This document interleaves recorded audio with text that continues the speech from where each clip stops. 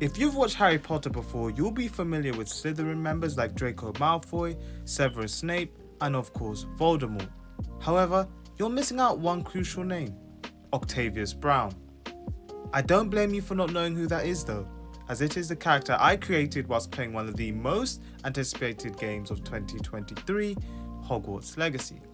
Hogwarts Legacy, published by Warner Brothers, is an action RPG game that occurs in the same world as Harry Potter, but a century beforehand. You're a homeschooled wizard who has been permitted into Hogwarts as a 5th year, and you're escorted there by Professor Fig, who helped to teach you wizardry. Whilst you're travelling, you're attacked by a dragon but narrowly escape and find yourself in an unknown location due to a magical port key you found. Through a series of events, you find out that you have the power to wield ancient magic, an ability that hasn't been seen in a long time.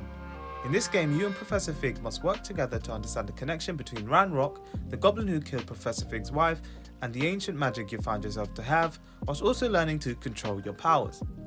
You must also try to keep your ability hidden whilst navigating life at Hogwarts. After the turbulent journey to Hogwarts, you're able to select the Hogwarts house you find yourself most aligned with. You're shown to your house's chamber, and shortly after are introduced to the people who will be your closest classmates whilst you're in Hogwarts. This game did an amazing job of making you feel like you're actually a student at the legendary School of Wizardry. You run through Hogwarts hallways or up and down staircases to get to your defense against the dark arts class, to learn your new spell, or you can secretly learn forbidden curses out of sight of Hogwarts staff also. Whichever way you learn the spells in this game, you'll never get bored of acquiring them and putting them to use. The developers help to make every spell useful by making spells able to affect enemies as well as the environment around you. There are spells assigned to certain categories that you can use, which was helpful in fights to break through different kinds of shields. Which brings me to the next topic, combat. For a large chunk of the game, I really enjoyed the fights. With a sizable spell collection and the fluidity of combat, I was able to put together some really cool combos. The game helps you in fights by putting details of the weaknesses of every enemy you encounter in your collection. This will be especially helpful when you face tougher enemies later on in the game. You don't have to worry about having to fight at all stages of the game though, as the devs included the option of being able to use stealth in the game to take down enemies. I absolutely loved this aspect of the game as it allowed me to have a more versatile playthrough. Another part of the game that was key in making this feel like an RPG was the talent point system that unlocks a bit later in the game. Talent points can be allocated on a skill tree that enhances the abilities you have, which I enjoyed. You're able to deal more damage with the plants like the mandrake, add extra range to your spells, among other things, which further added to the versatility of combat. After you allocate talent points, you can't reclaim them though, so make sure you pick your skills wisely. If you don't feel like fighting all the time, don't worry, because there's plenty of other things for you to do in this game. You can ride around the world on your broom, completing timed trials and challenges. You can visit the Room of Requirement to equip yourself prior to exploring the world. In here you can brew potions that will allow you to become invisible, deal increased damage, etc. You can tend to the beasts in your collection, which will give you items to help you upgrade the gear that you're wearing. You can plant several kinds of seeds which can be found in Hogsmeade, in merchant shops, or out in the world.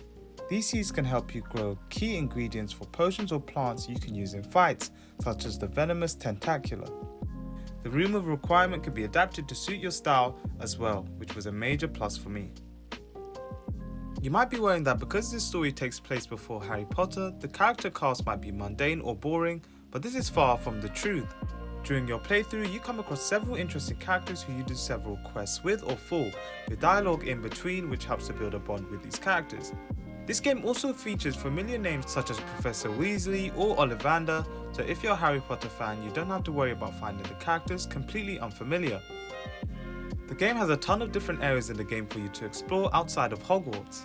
There are ancient magic areas that after completing will allow you to strengthen your ancient magic abilities, Merlin trials which are puzzles that after completing increase your total gear slots, astronomy tables which give you unique gear, and more. Exploration in this game is rewarded, which is why I spent some time away from the main quest to focus on visiting places I never went to before.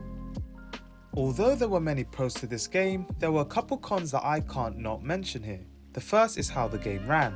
On 4 or 5 different occasions the game crashed on me, which as you can believe would be incredibly annoying as I'd have to open the game back up again.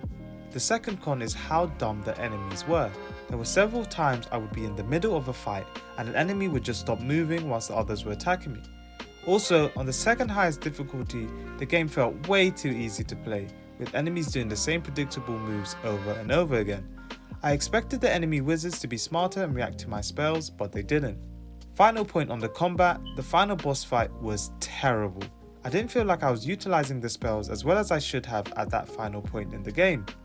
Lastly, I had a problem with the pointless dialogue options that were in the game. At certain times you can choose several replies in the game when you're talking to characters you are encountering, and ultimately they had no effect on the dialogue overall, as you would just be herded to an answer or an option the devs wanted you to go in. This made it feel pointless to even have the options in the first place, which was disappointing. For Harry Potter fans and newcomers to the franchise, I think this is a great game to get yourself engrossed in the world. With many aspects from the Harry Potter films featuring in this game, it gives Harry Potter fans the game they were asking for, whilst the new story allows people unfamiliar with the series to gain some knowledge of the world and want to watch the films or read the books to learn more. The gameplay makes you feel like a student at Hogwarts, and although the combat isn't as amazing as other parts of this game, there are plenty of other things to do to keep you occupied and learn more about the world that you are in. This has been another gaming review, and thank you for staying to the end of the video. Please like, share and subscribe if you like this video, and hopefully I'll see you here again soon.